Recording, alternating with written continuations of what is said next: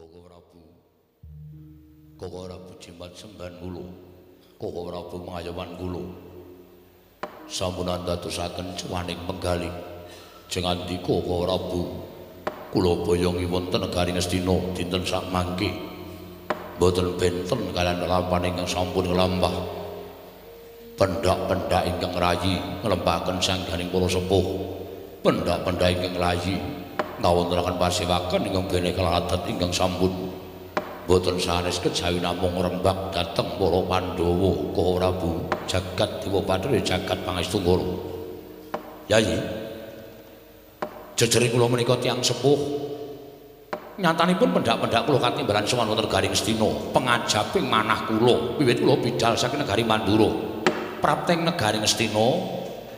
Mugia samangke Yayi Prabu merembak perkawis sanesipun upaminipun perkawis kaprajan, perkawis kanalindran, perkawis negari Ngastina menika langkung prayogi. Nanging sabab menapa to pendak-pendak ingkang raka sowan katimbalan tumunten sampun prapta wonten dhateng negari Ngastina. Yayi Prabu tansah ngrembak dhateng para Pandhawa apan menika ingkang badhe kula rembak wonten negari Ngastina. Upami Paduka Yayi Prabu kepareng rembak para Pandhawa ingkang badhe karembak perkawis menapa boten wonten sanes kejawi namung kula kepengin Pandhawa enggal cupet yuswanipun. Kula kepengin Pandhawa samangke sirna saking lumahing bumi kureping langit. Lho nuwun sewu. Dasaripun menapa Yayi Prabu paring dawuh mekaten? Krana priyang sanes Pandhawa menika kaliyan Duryudana kadang tunggal yang Sabtawarga. Sumangga anggenipun badhe mestani. Nanging tumapang raosipun Duryudana Pandhawa menika mujudaken satru mungging cangklaan. Menawi Pandhawa tasih gesang wonten ing alam padhang, gesangipun Duryudana boten manggih katentreman. Anggen kula dados Nalindra boten jenak, tuwin boten tentrem. Mila pangraosing manah kula, petangan kula dados Nalindra saged tentrem. Menawi Pandhawa sampun ngathang-ngathang dados bathang.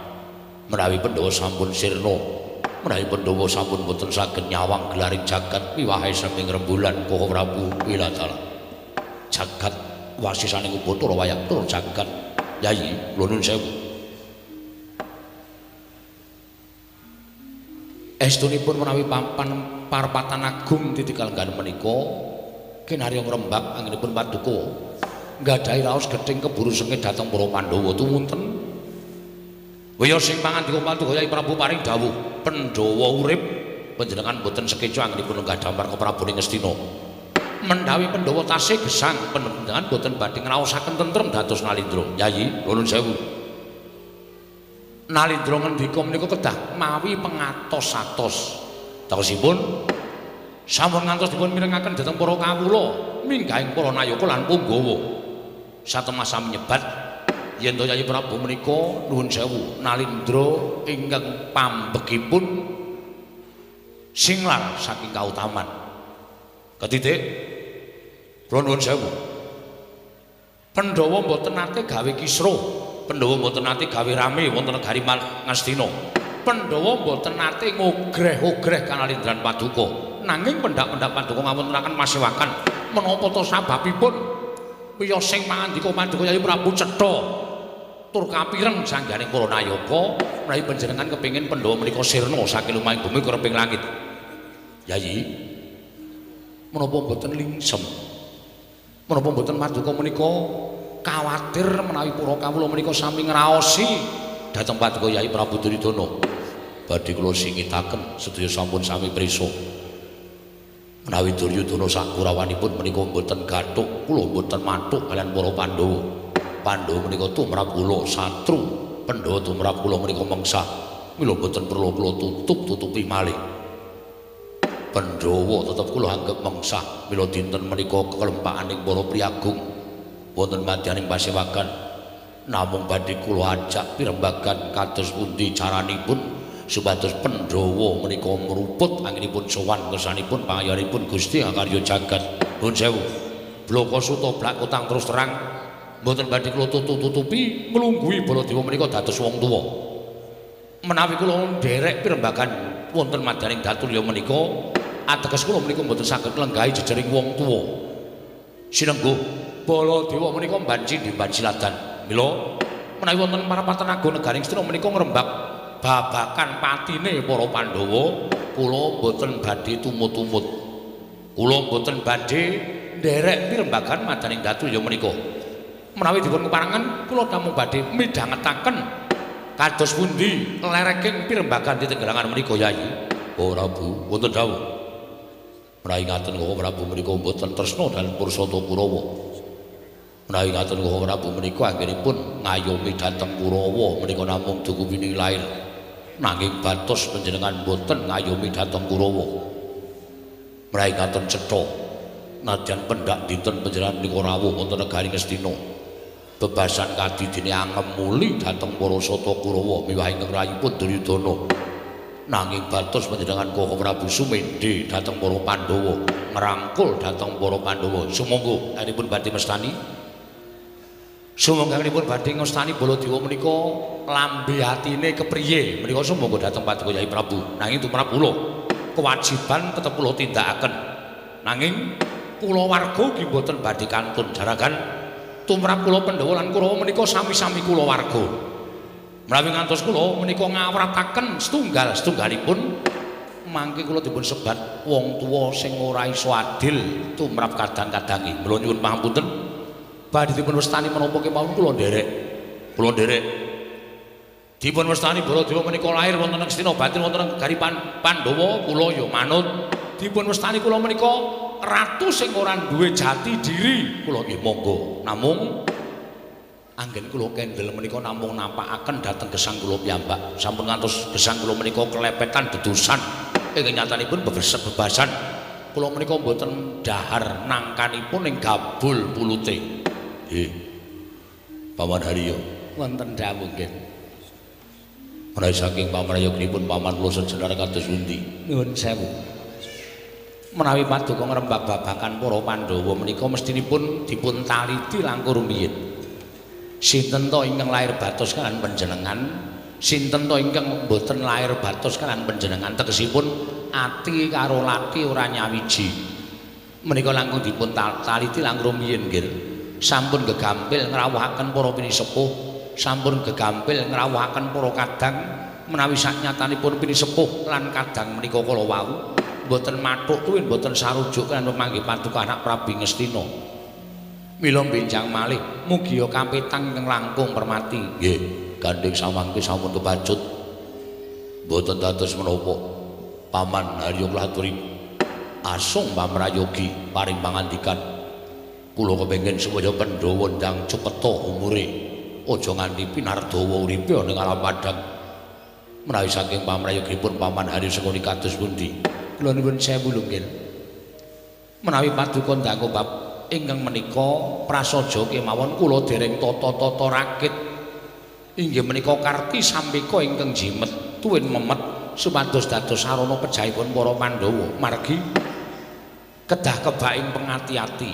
Krana nuwun sewu sampun marambah makaping-kaping wungsal wangsul ingkang bapa menika nggadahi igo partikel supados dados sarana pejahipun para Pandhawa nanging nyatanipun gagar wigar tenantuk karya. Mila kula nuwun sewu dinten sakmangke kula mboten saged munjuk atur nanging ewa semanten sampun ngantos adamel cuwa penggalih paduka. Wonten mriki pinisepuh ingkang saestu lair batos jumurung dhateng kersa paduka, kula kinten kula nuwun sewu namung kalih. Inggih menika kula lan Kakang Prembandurna. Mbok menawi kula mboten saged atur pamrayogi bab karti sambika, Kakang Prembandurna sakmangke sampun gadah karti sambika bab pejahipun para Pandhawa. Bawadurna wonten dawuh. Kados pundi gumerti kelempun Bawadurna supados para Pandhawa saged wejah sampun ngantos pinarbrawa kamulyanipun. Nuwun sewu nggih. Menawi mejahi para Pandhawa menika janjanipun gampil. Iki. Bebasan angel mijet poe ngranti suwe banyu sinaring. Menika tumrap kula mayan. Aja gegampangke lho Kakang Durna, bebasan aja ngempukke watu ngatoske banyu. Pandhawa nyatane bola-bali tak kerenapatine ora kelakon. Nuwun sewu. Terus nek miturut Kakang Prambardana patine Pandhawa kuwi carane piye? Lho, Pandhawa ki timbali wayane negara Ngastina. Timbali negara Ngastina kanthi pawadan Pandhawa bakal nampa negara Ngastina, mbuh separo, mbuh wutuh. Mengko sawise tekan negara Ngastina Pandhawa dijak rupian-rupian dahareca, munjuk seger. Ning aja lali jroning dahar lan munjuk mau, dedarane kudu wis dicampuri wisa racun ingkang neniwasi. Wedange ya diweni racun ingkang neniwasi. Tumuli padha rupian-rupian seneng-seneng. Pandhawa mesti ora bakal ngerti yen to daharan sing wis diaturake marang para Pandhawa kuwi wis diwenehi wisa racun. Kanthi mengkono Pandhawa mangan dedaran sing wis diaturake nang negara Ngastina, Pandhawa mati sirna Margalayu. Gusti, sampeyan kelingan mboten? Bab napa? Nalika kula ngracun Bratasena. Kula racun mawi dedaharan, Bratasena ora ngerti nek panganan iku pun kula borehi wisa racun. Wekasan dheweke plak kapidara ngantos kula taleni sak awak, sak ujur.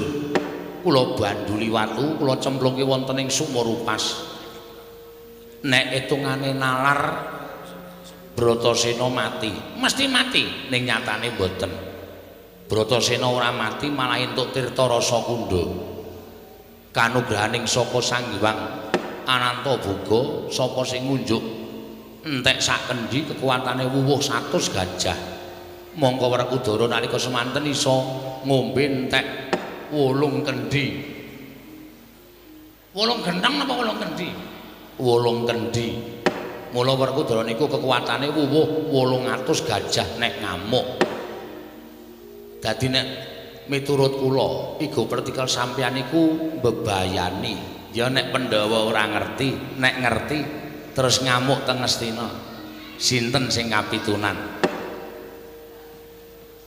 Menawi ngaten sampun ngantos sedaya Pandhawa. Lajeng Mbaka siji Puntadewa dhisik diaturi teng negara Ngastina. Puntadewa diaturi teng negara Ngastina, tumuli diracun tekaning pati. Werkudara tekan negara Ngastina diracun tekaning pati. Mbaka siji urute Janaka. Bar Janaka niku Kulasedewa diracuni Mbaka siji mesti tekaning pati. Nuwun sewu. Nek Puntadewa mati sadurunge Werkudara didhawuhi sowan teng negara Ngastina wis krungu Kakang Nisirna Werkudara ngamuk. Pengamuk ing Werkudara sapa sing iso nambaki niku ya iga pertikal sing ora ketemu ngakal, ora klebu nalar. Lho nuwun sewu.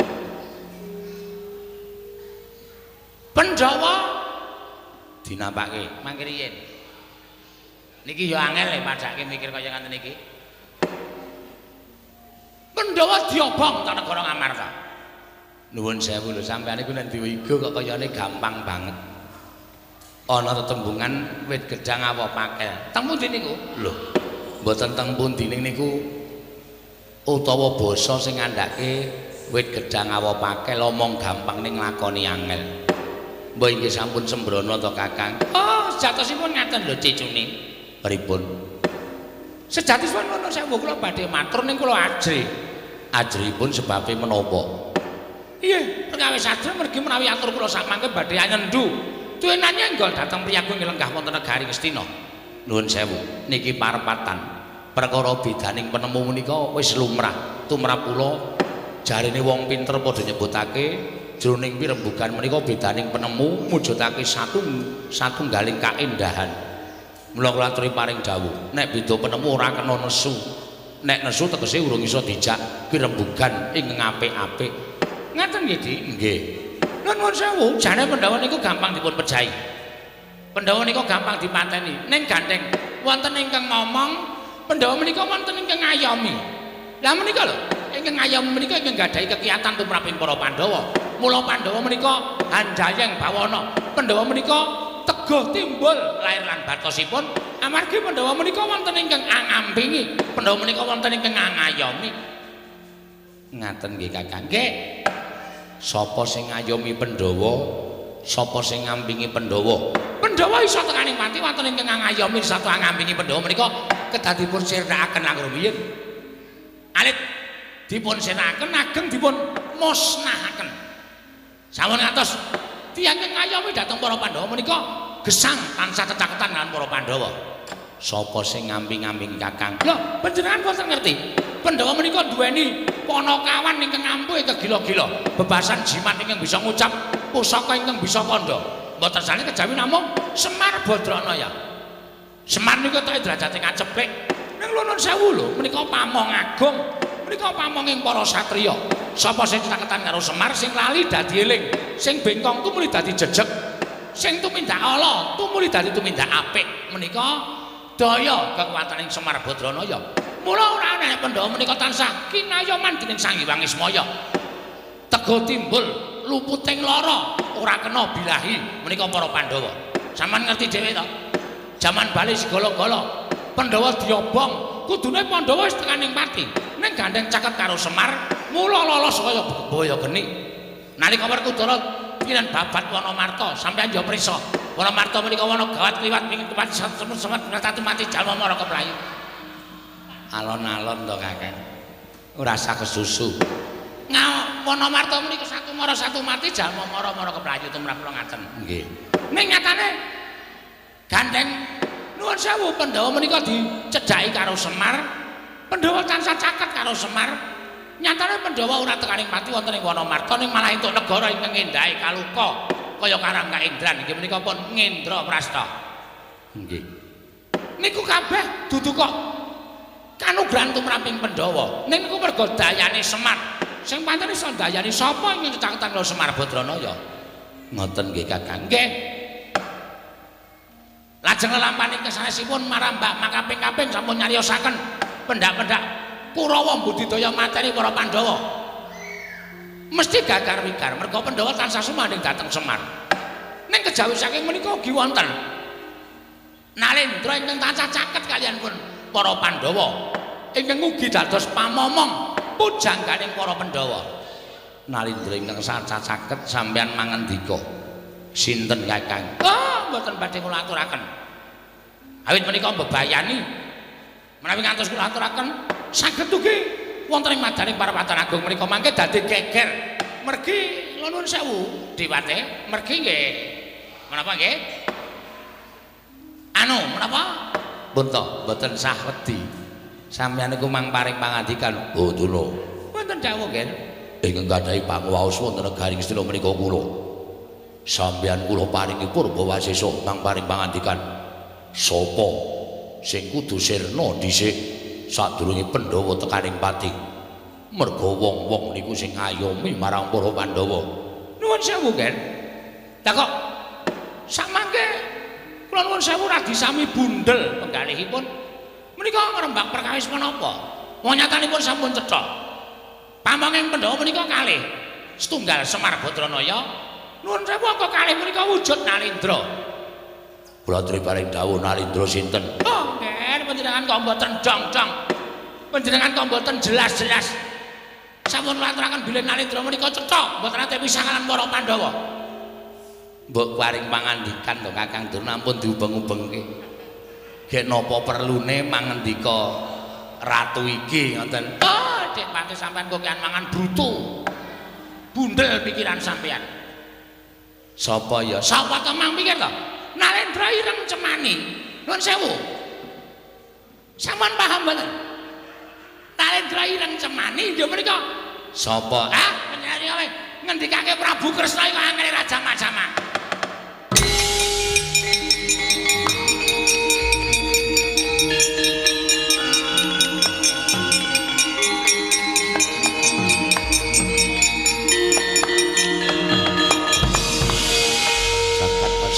Tur wayah blur jagat Pathik Indra Jala Dewaku. Ngantel ora.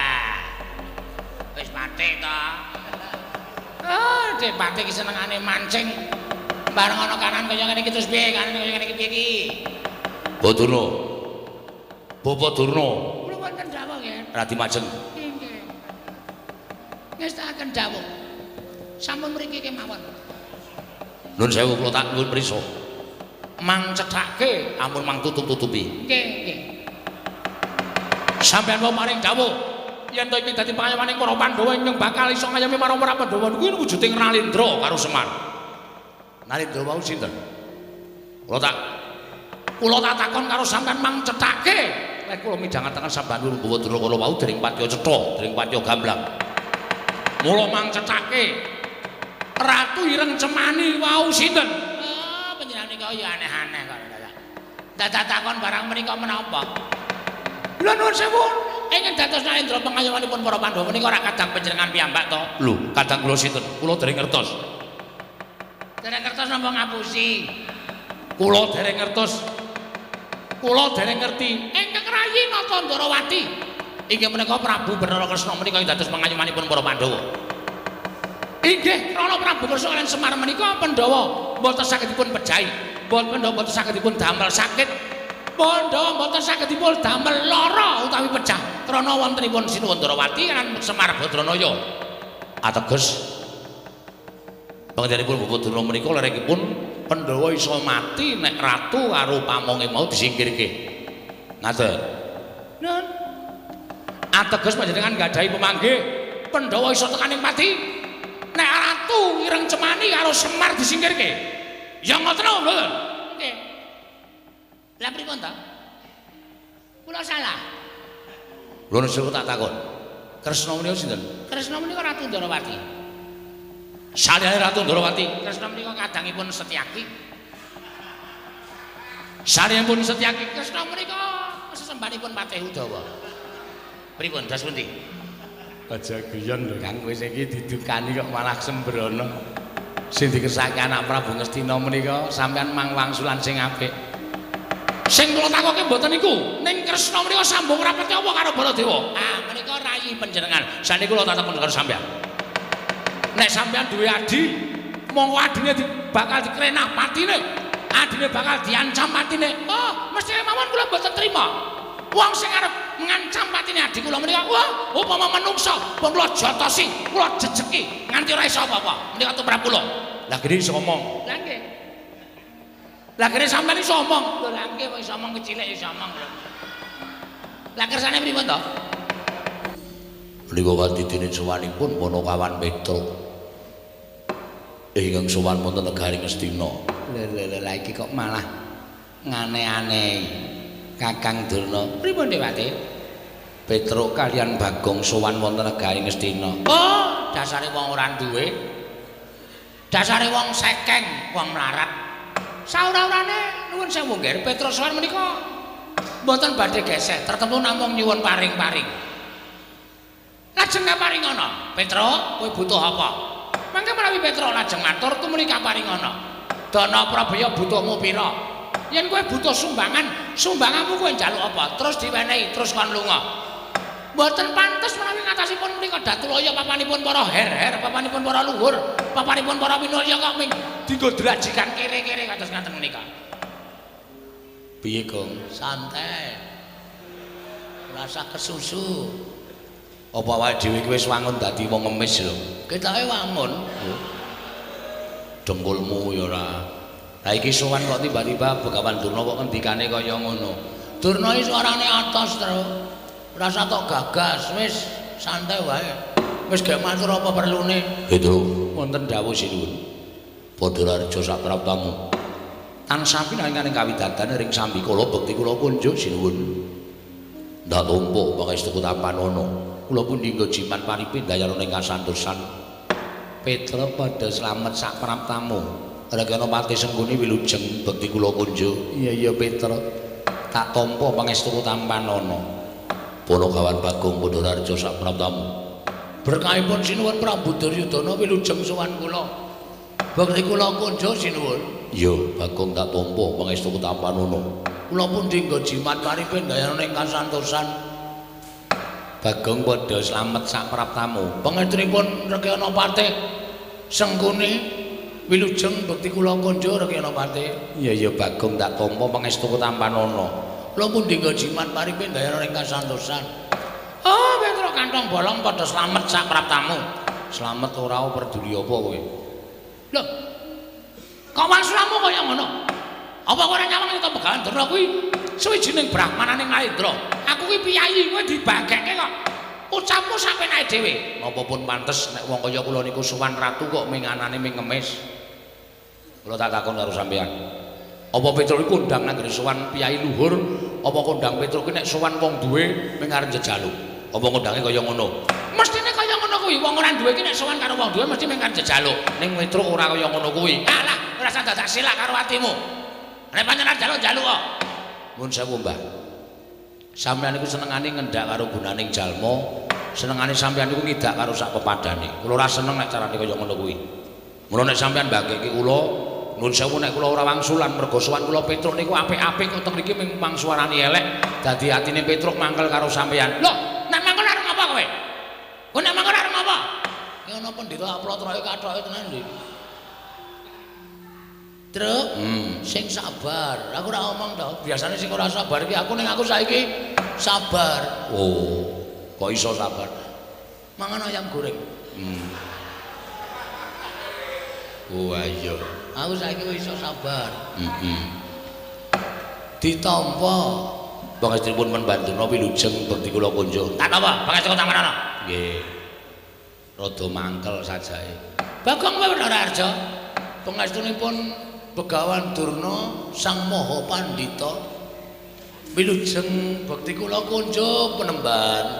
Oh iya tak tampa. Pangestu Tamanana. Lah kaya ngene iki lho. Wong ora tau sugetan aten, ora tau neson. Selagine kowe iki luwih tuwa tinimbang Bagong kok kowe iki gampang murup atimu. Bagong iki malah saiki sabar. Bagong iki malah saiki atine ketok nek gedhe. Ditimbali kaya ngono ya wangsulane apik. Terus ora nesu, ora. Wis tak sabarke kok, Gong. Pangestunipun Penemban Durna wilujeng bekti kula kunjuk Penemban. Ah iya tak tampa. Pangestuku Tamanana ya, Bagong. Nggih. Mergi nek nganti kula wani karo sampeyan. Sampeyan niku arepa pendhita balane kewan-kewan. Hus. Kok balane kewan-kewan? Nyatane sampeyan ngepek kewan, ora ngepek menungsa. Loh, iki ketoke alus ning saya atos iki. Oh, ketoke kepenak suarane ning saya ora kepenak. Bagong aja ngrembu perkara kaya ngono. Sing apik ya Bagong, sing sabar, sing ikhlas. Nggih. Punukan Petruk wonten dawuh sinuwun. Sawise satata. Nggih. Ana wigati apa mulukake matur marang panjenengan ingsun. Sepisan ngaturaken sembah pangabekti, ndungkap angka kalih. Sowan kula menika dipun utus pepunden kula inggih menika Ndara Abimanyu. Abimanyu anakku nggih. Ya gene Abimanyu utusan nglawan sira Ponokan Petruk. Mugi andadosna ing kawuningan Ndara Abimanyu menika pendak dinten muwun.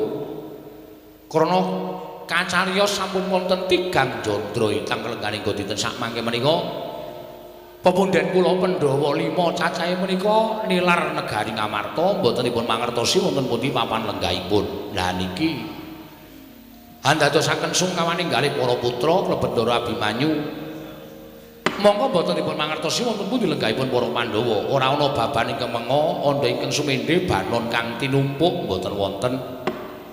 Malah sampun mboten kirang-kirang Ndara Abimanyu menika nyuwun priksa yanging saptawarga ngrawuhaken para brahmana winasih sewa sugata miyang para nimpuna supados nambah utawa madosi wonten pundi lenggahipun para Pandhawa nanging gagar wigar tenantuk karya. Tumuli nalika semanten petang-petangan kali kula diitung-itung sapa pendhita sing urung disuwuni prisa. Lah kok mak geragap Ndara Abimanyu paring dawuh Petruk kowe sowan ning Sukalima.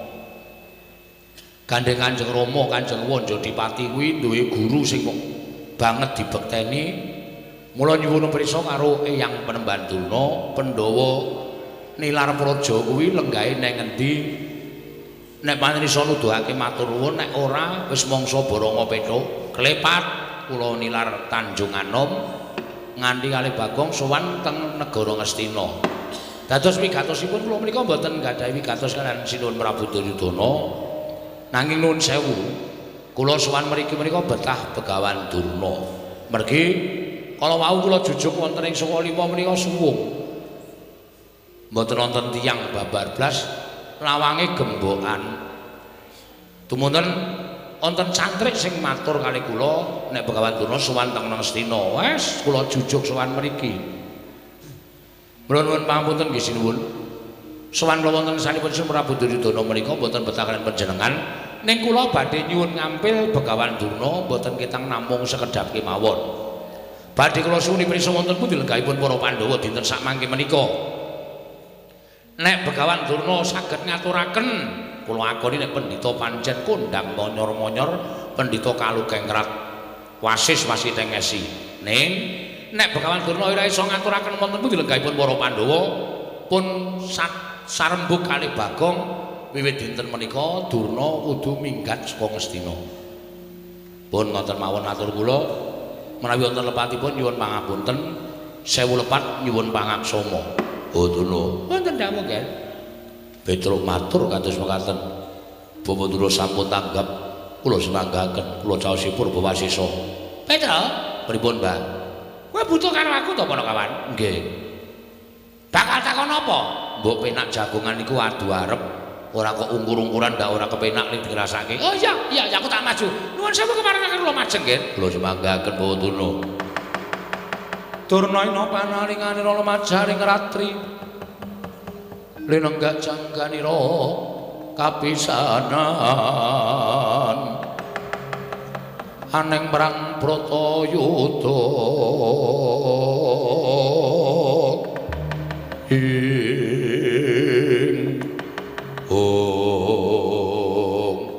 Petruk, pripun, Mbah? Kowe butuh takon karo aku? Nggih. Takon apa? Kacarios Pandhawa menika sampun 3 candra nilar negari Ngamarta. Dadosaken susah penggalipun Ndara Abimanyu, kula nyuwun dawuh. Menawi penemban Durna menika pandhita ingkang pinter saestu lan ngertos sadurunge winarah kula ajeng dhuwur mriksa. Pandhawa menika lenggahi teng pundi saniki tasih sugeng napa sampun boten wonten Bapa penemban Durna utawa Yang penemban Durna kula aturi paring dawuh. Simbah pendhita kula aturi paring dawuh. Pandhawa saniki teng pundi nek pun kecetha keterangane ajeng kula jujuk papan lenggahi para Pandhawa. Ajeng kula jak bali teng negara Ngamarta kula kanthi kondur wonten negari Ngamarta. Kandhak plekundung selalu gembol semarante hawala. Petruk, pripun? Wis pirang-pirang dina iki tak arep-arep kok ora ana wong takon tentang Pandhawa. Lah kok dadi kowe tekono ing kene? Kowe takon Pandhawa lungane menyang endi? Kepasang Yogya katujuhe nginu. Aku nek kowe takon karo Begawan Durna, kuwi wis pas, kuwi wis mathok, kuwi wis dadi niatku bakal nuduhake menyang endi dununge para Pandhawa. Alhamdulillah, Gong. Begawan Durna ngerti. Pandhawa lenggahane endi? Wis gak ditakoni ae, gak dijuk. Pandhawa gajak kondur terus. Nek kira-kira Begawan Durna ngapusi, ora samel-melu wak pacule sirahe kok. Kok jeruk tegel pacule semen. Lah piye nek pendhita apus-apus arep ngopo? Urip ya mung ngapusi kono kene. Allah modar malah wis ora kokean omongan. Sabar ya Bagong, sabar. Pacule urung ana. Ha mengko aku gawa. Aku dadi sak kepenakmu kowe. Teng pundi? Petruk. Nun. Kok sik aku tak takon karo kowe. Dasarmu apa nek aku ora ngerti kok kowe arep nundung karo Begawan Durna? Durna kon minggat saka negara Ngastina kuwi dasarmu apa? Kowe iki mung gedibal. Kowe iki mung ponokawan kok nglungake brahmana kaya aku. Dhuwur derajatku nang negara Ngastina. Dhuwur derajate sampeyan nang negara Ngastina ning sampeyan ora duwe hak kewajiban tumrap negara Ngastina. Lho, kok iso kaya kandha kaya mangkono? Lah nggih. Dasarmu apa? Dasar kula meru duweni negara Ngastina. Sina Prabu Duryudana menika mung ratu wakil. Niku ora duwe hak tumrap negara Ngastina. Sing duwe hak tumrap negara Ngastina menika para Pandhawa. Monggo Pandhawa niku momongan kula. Tur upama ditelusur babakan sejarah. Petruk niku ngewangi udak-udak. Petruk niku ngewangi gotong semen mikul wedi jaman bangun negara Ngastina. Mula nek kula niku nundung sapa wae teng saking negara Ngastina sing ora duwe hak tumrap kewajiban negara Ngastina kula sah entuk. Ngoten. Kaya sampeyan niku nek Ngastina dilenggahi pendhita sing ora ana nyatane sing putih ming serban karo ketune ning atine kuning jerone ndok bosok kula ora trima. Luwung sampean minggat sing mriki. Ha to, Gong? Cocok. Ora minggat yo gajuli ya, Tru. Sabar, Gong. Aku sabar kok, Tru. Ya. Ora sak gampang nesu ora. Maton to dasar kula. Dadi arep sapriki niku sing dadi lenggah dampar Prabu Duryudana ning Petruk duwe wenang tumrap negara Ngastina. Kula sing bangun Datulaya, kula sing ngewangi udak-udak, kula sing wangi gotong bata. Kula sing ngewangi makani para pekerja-pekerjane kula niku ya duwe andil tumraping negara Ngastina. Dadi aja dimengke.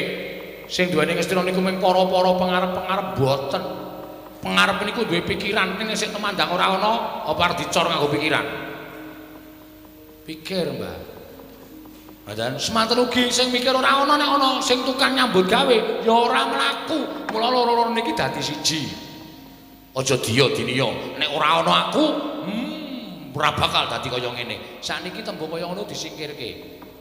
Niku tembung sing mikolehake awake dhewe, tembung sing gumendhung mergo awake dhewe. Aja ana aku. Niku pun mboten jalan, sakmenika pun mboten jalan. Sakniki menungso niku kedunungan pikiran, kedunungan ati, kedunungan rasa. Nek gelem gumregah, ngumrembihake tangan, jangkake suku, pikire gelem diolah. Niku napa-napa bakal kelakon. Mung kari gelem apa ora, tembunge keset apa ora. Nek keset ya dadi wong rekoso, nek ora mesti entuk dalan rezeki. Niku tumrap kula ngoten. Diar Petro iso dadi moden ya, Tru. Nek mejang gleling ya Petro ki. Tur kenyataan kuwi ora mung omongan tok. Dadi nek sampeyan ora iso ngandhake ndara-ndara kula Pandhawa, wo tenan. Kula ora mung ngomong goro. Kula kan lunga sing mriki. Kula kan ngangkati sandangan sampeyan lemari-lemari kula kan ngangkati tumpake gerobak terus minggat nduh teng pundi sampeyan papan pernai. Nek aku lunga mesti digoleki para Pandhawa. Kula sing matur. Nek Durna wis lunga, kowe mesti didukani karo para Pandhawa. Nuwun sewu, Pandhawa ki arep juragan kula, kali kula wedi. Kali kula ngitung. Mergo apa? Pandhawa ki niteni karo kabecikane wong liya. Ngoten. Pandhawa ki niteni karo dharma bektine batur-batur kaya kula niki. Pandhawa niku ora tau lali karo dharma bektine kaya kula. Mula arep kula niku ora sowan mbok suwene 7 taun. Nek kula tiba-tiba sowan ta negara Ngamarta, dirangkul karo para Pandhawa. Petruk tanpa kowe aku ora iso kaya ngene. Petruk tanpa kowe Pandhawa ora kaya ngene kahanane. Niku lho apik-apike bebudene para Pandhawa. Mongko wong kaya ngoten niku angel, golek-golekane angel. Ngoten. Dadi kula suwun sampeyan niku nek umpama dadi piyayi ya ngelinga karo labuhane para kawula-kawula, ngelinga karo labuhane karo wong-wong cilik. Nggih, aja sak apenake dhewe. Ngoten. Petro, nun. Barang kowe kandha kaya mengkono aku pengen jujur karo kowe. Jujur napa? Blaku tang terus terang aku ora ngerti Pandhawa nendi. Lah kok wau muni ngerti? Aku mau kepengin nutup-nutupi. Neng barang kowe ngandhake kaya ngono kok terus luwe becik aku jujur karo kowe ning nuwun sewu nek kowe ngelungake aku ora gelem. Lah nek ngoten kula peksa. Lah nek kowe maksa karo aku, tegese kowe ngejak sulaya karo Bagawan Durna. Kula sulaya karo sapa-sapa ora wedi waton kula menika bener. Ngoten. Nek pancen sampeyan ngejak sulaya karo Petruk, sampeyan ora gelem lunga saka negara Ngastina, mergo iso ngandikake Pandhawa lungane nendi? Lah nuwun sewu, teng pundi papane wong netrek Katidayan. Lho, paling lanang karo Bagawan Durna sing kula wedeni apa mau metu jaba Petruk kowe metu jaba dhisik sampurna ning pasewakan iki ngene ya Le rembugan jroning pasewakan ora ana kejaba mung kepengin gawe srana patine para Pandhawa nanging durung rampung gone padha rembugan babak angaleni jujul anusuli sowane Petruk kantong bolong ngandhake ento Pandhawa ninggal praja Ngamarta. Monggo wis sawetara wektu Udakara wis sak 3 candra. Rekake takon kalawan Penemban Durna nanging malah dawi gegeran. Mula kang sangka kuwi Dursasana. Kabeh Kurawa diketapake budal lumarap golek menyang didulunge Petruk lan Bagong. Ketemu bondo tangane kerincung sikile leboke pakun jaran gedhe-gedhene dipateni ya kulub Dursasana. Walah, nggih, Man. Mboten ken kandung sulun ayo nderek udhu napa sing didhawuhke pawon lamun sendika ngestakaken dawuh mangkata dina iki lho nggih Petruk Ndara Surtayu ya enten apa Gusti kula entosi Dede Kurawa sing kula tenteni sanes para santa Kurawa ning Begawan Durna sing kula sumune prisa teng pundi lenggahing pundhen kula Pandhawa ingkang sampun sawetawis wekdal nilar praja Ngamarta Petruk nun Blokasuta wae Begawan Durna bapa Penemban Durna ora prisa menyang dilenggahing para Pandhawa. Mulih kowe takon karo bapa Penemban Durna, aku sing bakal meneh mangsulan karo kowe. Lajeng nyanipun sinuwun utawa Penemban Durna pun tetela wis cetha nek ora ngerti ya pancen ora prisa. Lah nek ngoten gampang mawon nek pancen ora ngerti ya Penemban Durna lunga saka negara Ngastina. Lah terus sampeyan rawuh mriki wigatosipun aku didhawuhi dening Paman Sengkuni kene nyekel karo kowe. Nyekel napane? Lho, awakmu kersane tak bondo tak krincung sing tak lebokke pakunjaran. Gedhe kok tak pateni Petruk.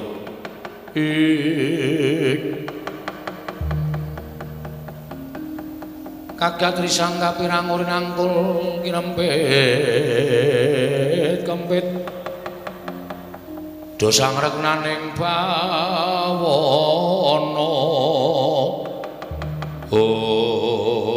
welasan ora ngerti sangkan marane lha kok malah Petruk tekan negara Ngastina kok kaya arep dikrenah patine mula rasa dadak kowe bangga rasa dadak kowe selak ulungna tanganmu tak bondo tak krincung sing bagi pakunjaran. Mas nek pancen sampeyan aja mateni karo Petruk monggo ning carane sapi mang jagal sik nek wis kula ambruk ora duwe daya mang pateni kula manut wani harus Surtayu sing awedeni awam kowe biyen tekan saniki kula mboten wedi karo sampeyan pecah diadamu sirna margolayu mang maju mriki jajal-jajalan karo Petruk mikir kok ya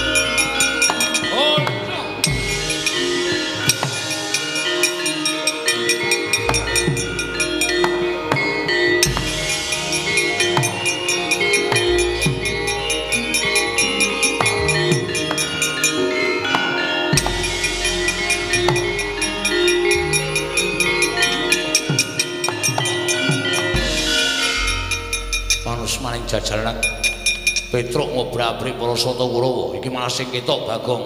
Iki Petruk ngejak aku, Mas.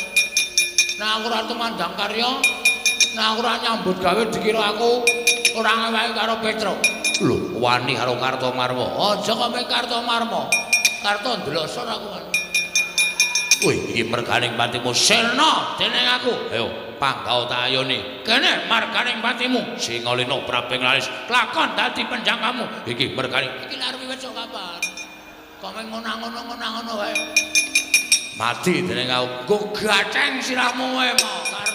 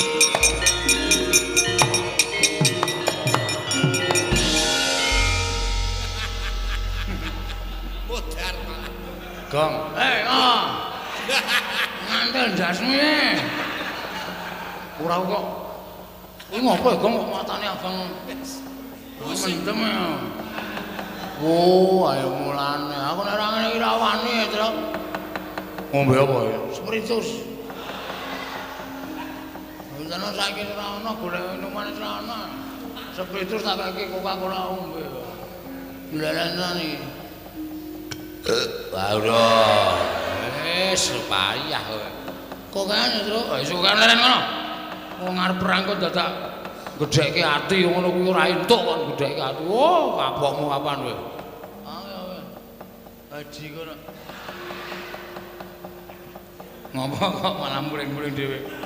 Asma lasirun mamlaku-mlaku. Lasirun iki sapa? Tukang ngeson. Ora tunggu son mamlaku-mlaku ndasa asikanan. Oh, sapa-sapa kok? Asma. Tenan.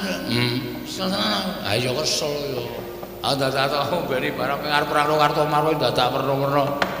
Ora sampeyan mlak trajangi dhewe nek. Oke. Menjadi ya, Tru. Ana kira-kira wae alah ngomong aku sae. Oh iya. Ana sing ngene ya. Rada harus iso. Ah iya. Ora pandang brutu. Apa? Pandang brutu. Pandang bulu. Pandang bulu.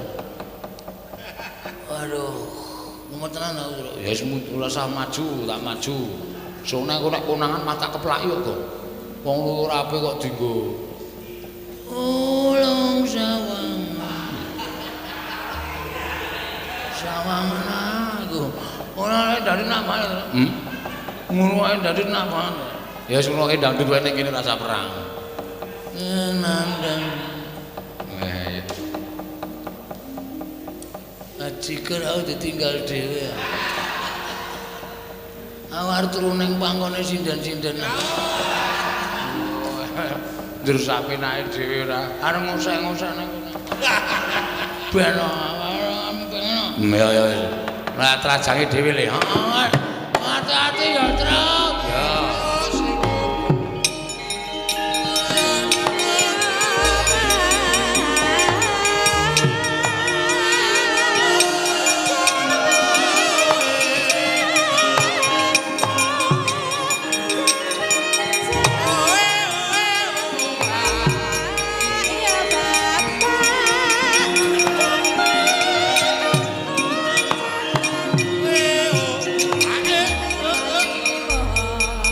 Jah kula man. Petruk seprika-sepriki mboten sesuda kekuatane. Ning malah saya mempenge mboten kanten-kanten kula semanggaken. Kowe iki pangeran pati kok kalah karo Panakawan. Nyatane kawon diwul menapa-menapa kawon yo kalah ora sedak kowe ana omong. Wah, edian. Bagong perang kali kula. Bagonge mungsuh Kartomarma nggih. Tandange ngawur. Wah, sajake kaya wong pinter pencak ngene. Wah, kok rusuk kula mboten wantun musuh Bagong kula semanggaken. Jengklit barang sakenake dhewe. Lah sapa sing urung maju iki sing arep maju? Swatama wonten dawuh. Maju le. Nggih, ngestaken dawuh Petruk. Mboten manut lan kula ajar. Wis sakarepmu pateni ya kena iki.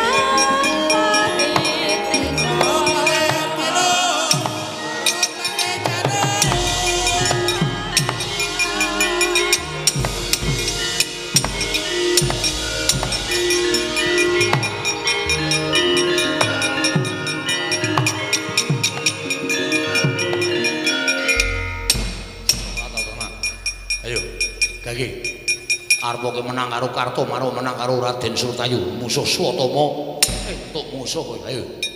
Ayo walesan. Petruk kowe diantemi kok meneng wae mlirik matamu. Kowe menungso apa kowe? Kowe pan. Apa? Lah kok dadi kowe meneng wae. Ayo gage. Ayo walesan. Kowe ngece karo. Kowe ngino karo. Dume tak antem ora apa-apa, matamu mlirik. Paham? Anggemu aku iki anak pendhita, kowe mung anak batur.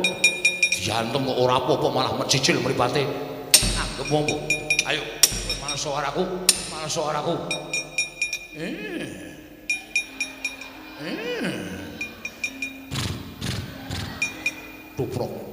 Tuprok. Rasa melu-melu. Aku gumae, Truk. Sok melu-melu togong mare.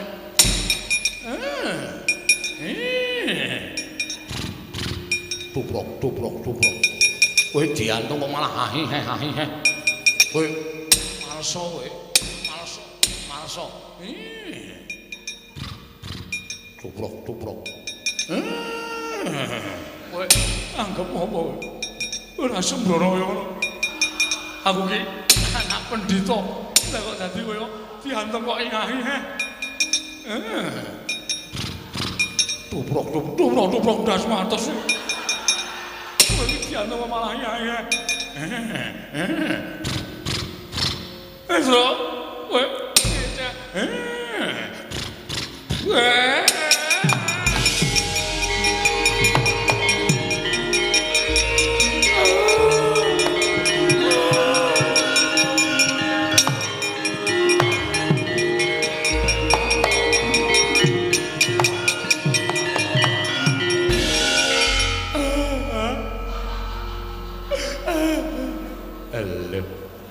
Iki ngapa iki? Prajurit maju, ora katon tatu kok mundur nangis. Man, Ngapa? ati kula sakit, Man. Kok lara kenapa? Manah kula sakit. Petruk kula jotosi. Lah iya, aku ya weruh. Nggih, Man. Petruk kula antemi sak manut karo karep kula sak mempeng-mempeng kula. Kula ken males ora gelem males niku matane mejejel. Bareng gelem males niku mboten ngantem. Piye?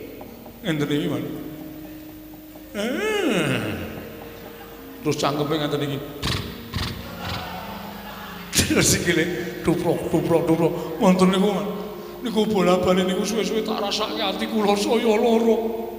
Saya lara terus kula nangis. Aduh, anakku ngger satama. Pulo-pulo bejamu dadi 20. Mula ya Petruk ki ngerti sejarahmu. Dikon bales ora bales ning malah ngono kuwi. Niku artine napa, Pak? Teng ati kula kok lara banget. Kuwi tegese Petruk ki ngece karo kowe. Lho, ngece bab napa? Ngece nek kowe kuwi anak jaran. Paman ampun slometan. Kula niki anak pendhita, ibu kula widodari. Widodari ning keleke papat. Kok keleke papat? Sikile papat. Mbokmu kuwi jaran. Man. Ngono patih tak jotosi tenan. Ibu kula niku widodari. Widodari ning biyen jaran. Jaman di ngono bapakmu kuwi wujude jaran. Napa nggih? Beda mongi kok. Mula kowe sikilmu duwe tlacak kaya ngono, rambutmu kaya suri merga kowe patutan karo jaran. Aja kuwatir iki dilongkas ana Bupati Kap. Kowe melu ora? Bupati Kap napa? Lho balapan jaran. Kowe ra ya iso mlayu ta engko Paman kula tak ajar. Lara atiku. Monggo Kanjeng Rama niku crita kalih kula nek bojone niku garwane niku ibu kula niku widodari. Widodari ning doyan suket ateges jaran. Edian. Biyen ning lakoni pripun nggih, Man? Lah ya mbok. Aku ya ora ngerti kaya. Wong bapakmu ki ngledhike jamak-jamak. Napa riyen niku derek ngenten wong? Ya nah. Memang bapakmu ki mbok menawa pas bingung. Usah-usah nglakon. Lara atiku. Dina ning pertapan kondange pendhita garwane widodari. Jebul ping tukang narik andong. Aya kuwi. Bahas apa iki? Bahas apa? Mboten bahas napa-napa mung genahke kok. Sampeyan niku wong tuwa napa bocah? Sampeyan niku wong tuwa napa bocah? Lah nggih wong tuwa semene bocah entek-entekke kempongan. Ngerti sapa niku bocah ora ngerti ora nduna kok mang durung-durungke. Ngerti sapa niku ora weruh karo kanan senatane kok mang weruh-weruhke. Sampeyan seneng nek kula kepirangan? Ha. Sampeyan bunga nek kula isin. Iya. Entah-entah nek patih sengkuni. Ngerti kancane wirang malah dipirang-pirangke, malah digejek-gejekke. Petruk kantong bolong. Kowe aja ngino araku. Ayo Petruk. Adu antos sing balung mleting kulit. Yen perlu kowe nggawa pusaka. Pusaka apa? Aku ora bakal wedi. Ayo ponakan, masuk kene atiku. Tubrok. Tubrok.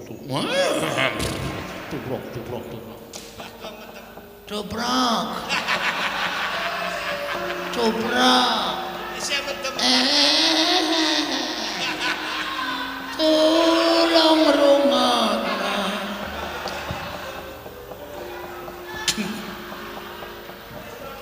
Wong mumet sirahe kok yo dadak melu ngecet. Oh, pancen penyakit kabeh. Petro ya penyakit, Bagong ya penyakit, gugu karepe dhewe. Iya. Cobrok. Nguk. Halo. Ditirokke nek jarane jengking. Jengking dasmu iki. Penyakit ora. Oh, senengane kok ngece arek. Ayo Petro. Kowe ngejak apa?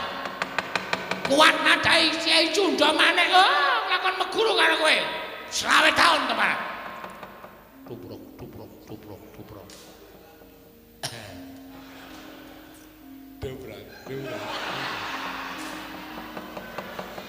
Dobrak. Siam ini malah ngejak setar balapan jaran. Aku ki gumun karo Petro ki. Biyen sik ngabari sapa ya? Kok iso ngerti? Ponokawan mongko ora ngerti jaman nom-nomane Kakang Prembanduna. Iya. Oh, pancen Perat. Ngece karo aku sengkuni Perat. Kose to. Sampeyan niku ece-eceran ya ece-eceran aja nyandak sak dhuwuring tenggak. Perat yo men. Wong sampeyan yo eleke kok dadak pendhita kok irunge kok manuk betet. Ya men, ini ora Perat cangkeme. Ini ora betet irunge. Ini ora Perat cangkeme. Betet Perat. Betet.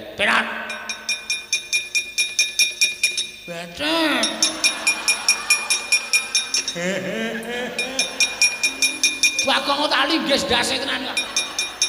Ora arti perkara kamu dibetet-betet jempule atas ora.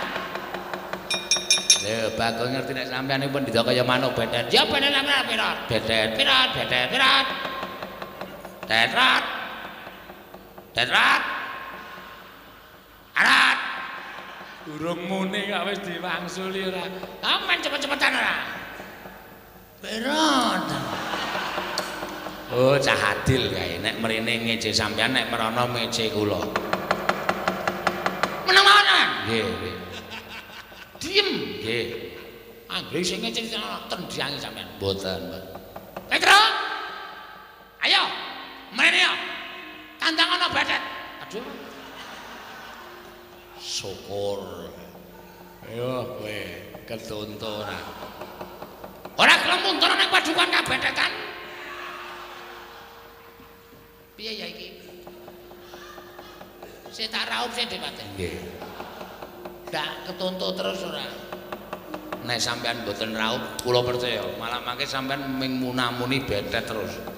Mergo sampean niku gampang eling-eling kata-kata sing pun mangucapke. Mergi nek mboten sampean mungkin mboten dadosaken Perat ing Menggar. Iki iso bebayani mergo nek sampean maju rambut Kyai Perat. Aku kok iya ta iki. Ora raup. Sik ta, lagi kula nggih raup. Kula yo klera-kleru e. Ame raupe kok genah sampeyan iku ngerti ora nek raup niki banyune betet banget. Lah. Sampeyan madiri kok mengki ndak ketularan oleh kula Perat. Aduh. Gugu karepe dhewe panos wae jajaran. Petro ketiban Kyai Cunda maneh ora jeblok ketemu aja tutang.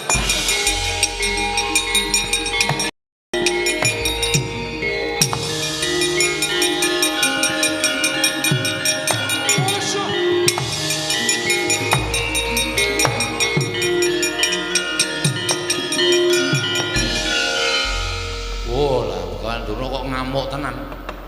Nggawa Cunda maneh. Murung mubiar kaya ngono kae. Gong, le, mlayu le, mulih ayo. Mati tenan ade.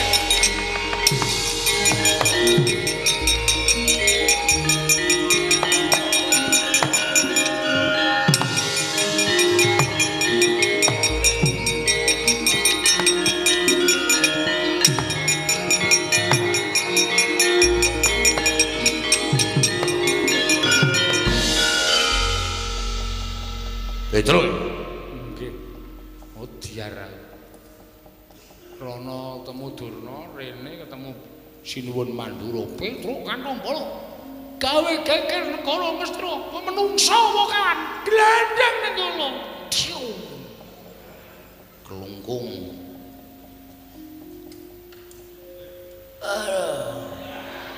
Ngopo to Mas ora mari-mari adus kono. Kita gebyuri ndas Petro. Sapa itu? Dursasana. Udu. Ngawur. Sinuwun Mandura ngono. Hah? Sinuwun Mandura. Wah, mati. Gong. Sinuwun Mandura iki Sinuwun Mandura. Hah? Sinuwun Mandura. Aseme krungu Kartomarma. Wah, selip kupinge ora. Sinuwun Mandura to?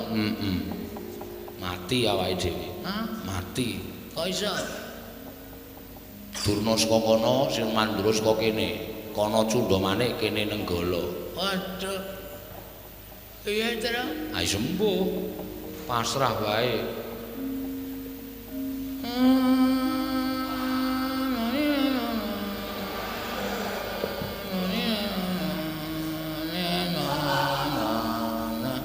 Ngopo e Gong kowe iki? Nganggo keyboard.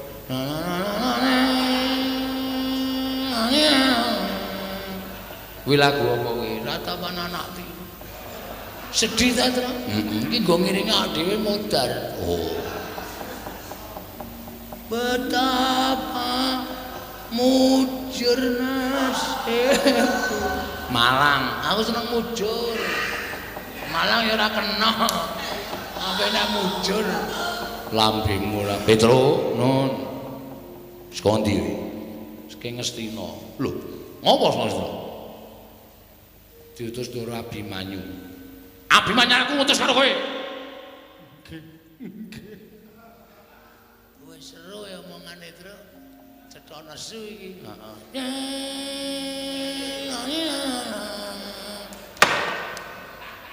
Du pandasmu kowe. Anggrana sedhi anane ana. Tulung sampeyan. Oh kuwi iki pantai layar. Aku lagi nyiptake bedayane ora iso aku tak pentaske ya Tru. Iya. Ngopo saka Ngastina? Diutus Ndara Abimanyu. Lah ya Abimanyu ngutus kowe ning Ngastina apa? Panjenengan boten prisa to? Ora. Ndara Pandhawa niku pun tigang candra kisah saking negari Ngamarta. Lho. Pandhawa sing 3 sasi nang Ngastina Ngastina, Ngamarta. Nggih. Lah kok aku ora krungu kabar?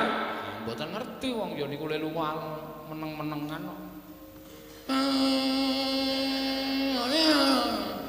Iki wis ora tintrim ya, Gong. Atimu. Lagu opo? Lan atiku dadi siji, aku mentahimu.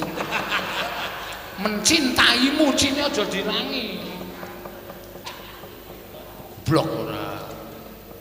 Lah terus yen besok kali Begawan Durna. Lah ya terus diutus Ndara Abimanyu kaya wis Begawan Durna Pandhawa teng pundi ning Begawan Durna mboten saged paring wangsulan. Malah kula dikeroyok Kurawa. Lho. Malah kowe dikeroyok Kurawa. Nggih. Lah terus dadi perang. Ning sepira to banggane para Kurawa? Nyatane kula ya iso menang. Lah kok kowe iso menang kok mlayu-mlayu ki opo? Begawan Durna sajake ajeng mentala kali kula sinuwun. Mentala piye? Begawan Durna mentala kali kula dheweke nggawa Cundamanik. Kula ajeng dipateni kalih Begawan Durna. Wah, panus maring jajaran sekretare Bawala. Begawan Durna arep mentala mateni karo Petro kandhang bolong. Ora lumrah manusa iki. Oh setan kowe. Gong kowe iki apa to? Ora nyeneni kowe to? Ora. Wah, tak kira nyeneni kowe. Tiwas tak getak. Wah, ngilangi dramatik kowe cerai. Bagong apa? Bagong. Panjenengan nusu-nusu dikira ndukani kula, kali Bagong digetak. Wo, lah ngumpat karo lafale. Ora ngerti karo kalimate kemarin. Nggih. Ah terus pripun? Minggiro Petro. Cundha maneh mungsuhe Nenggala. Ah, rame iki.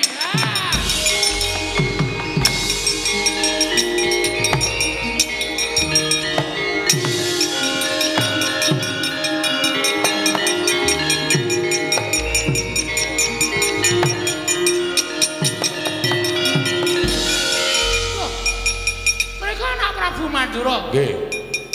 Mliga Kyai Nenggala wonten menapa? Nggo ngembari wong tuwa sing kurang gawean nggawa pusaka tengah-tengah awan niki arep ngopo? Arep ngopo sampean nggawa pusaka? Anu namung mlampah-mlampah nggih. Mlaku-mlaku pripun? Tange kelakone wong nggawa pusaka kowe mlaku-mlaku karepe piye? Mesti ditamake wong. Iya, mesti ditamake wong.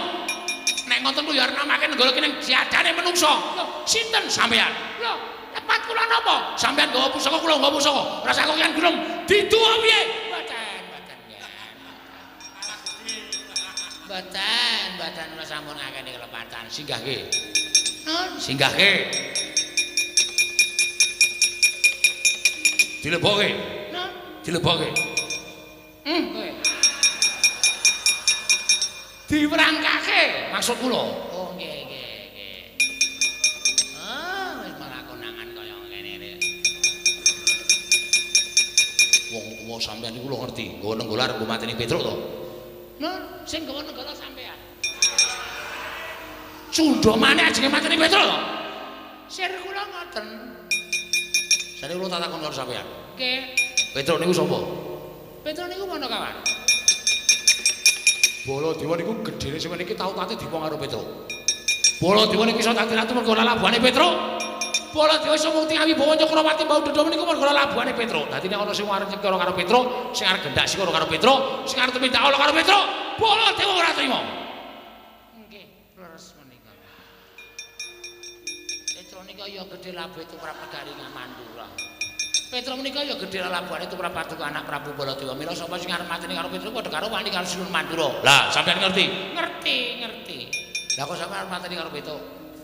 Kula ngajeng mateni lampune Petruk kok. Mboten Petruk ngajeng mateni lampu ngarepan omahe Petruk. Lah kok dadak nggo cundha maneh? Nggih namung kagem girigoda dhateng Petruk kemawon. Anu mobil cepet-cepet Petruk. Ngopo iki? Arep tiru-tiru sampean. Ning kata-katane ora cetha. Ayo Bali. Bali mboten Bali sampean gawe nesune Baladewa. Kula teng negara Ngastina digawe kagol ati kula. Kula sowan dados kono negara Mandura tekan negara Ngastina digawe kagol ati kula. Teng mriki ajeng manggawe kagol. Napa kira-kira bukan turunan wani karo Baladewa? Langsung kan bangsa mawon.